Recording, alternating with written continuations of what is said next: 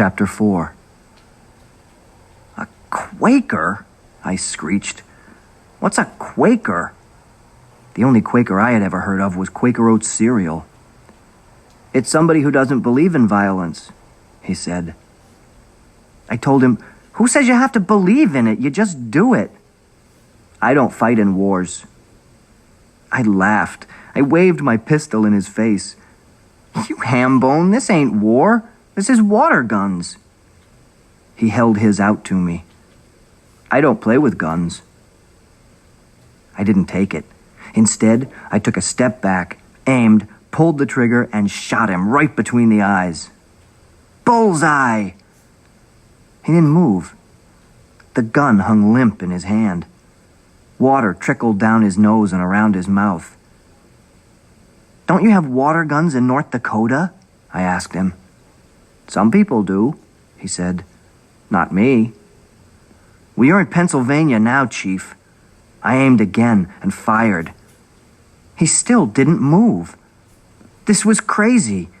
Who ever heard of a kid who didn't shoot back? Then all of a sudden I got it. "Ha," I sneered. "Now I know what you're doing. You're trying to trick me."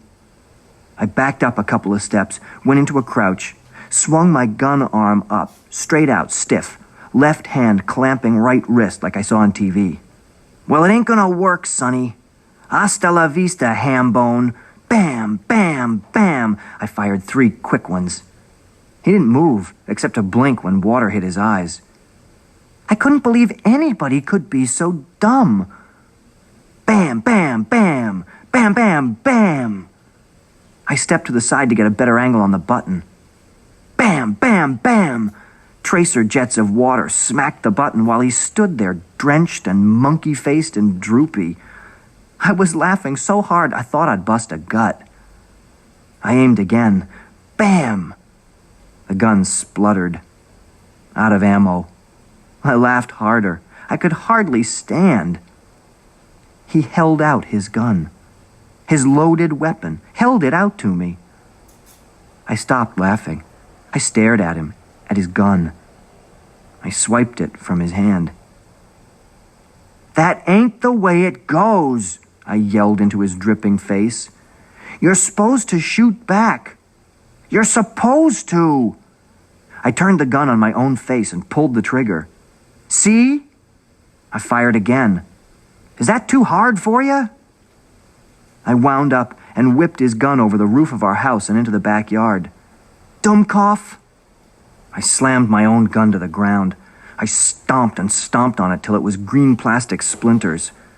I stormed up to the garage, over to the flower garden, out to the street, back to him. I took a deep breath. I got up in his face. I stared. I dared him to blink first. I wanted to hate him. I wanted to stay mad, but I was having problems. "Okay," I said. I backed off. "Okay, I'll give you one more chance to get me to dinner. If you beat me in wrestling..." "Are Quakers allowed to wrestle?" He sniffed. He licked his lips. He pinched a drop of water from the end of his nose. He smiled. "Sure." We went to the grass. We wrestled. I pinned him in about 2 seconds. "Okay," I said. "One last chance. Hit the telephone pole, 10 stones. I hit the pole with 6 stones. He never came close. We long jumped. We stood on our heads. We spit for distance. He was hopeless. I shook my head.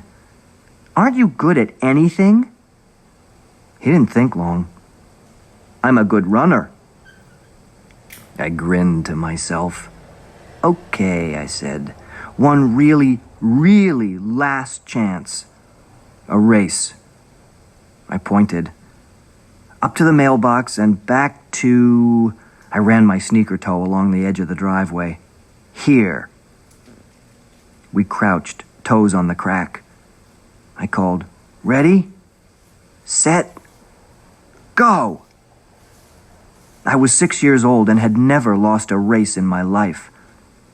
That's why I was so surprised when I reached out to push off the cool blue metal of the mailbox to see his hand there, too. On the way back, I kicked in the afterburners and zipped across the finish line. His footsteps were loud behind me. We stood there bent over, catching our breaths. I heard him say, "Darn!" He stamped his foot. First time I ever saw him mad. "Don't take it so hard," I told him. "Nobody beats me." "That's not it," he said. He had on the glum monkey face again. "So what is it?" He sniffed. "Now you're not coming." He headed off down the street. I let him get 5 or 6 houses away before I called, "Yo, Webb!" He turned, sagging. "I changed my mind. I'll come." It took a minute to sink in. Then he jumped like a jack-in-the-box. He yelled, "Yahoo!" and ran on home. That night, even after I closed my eyes, I kept seeing our hands hit the mailbox together.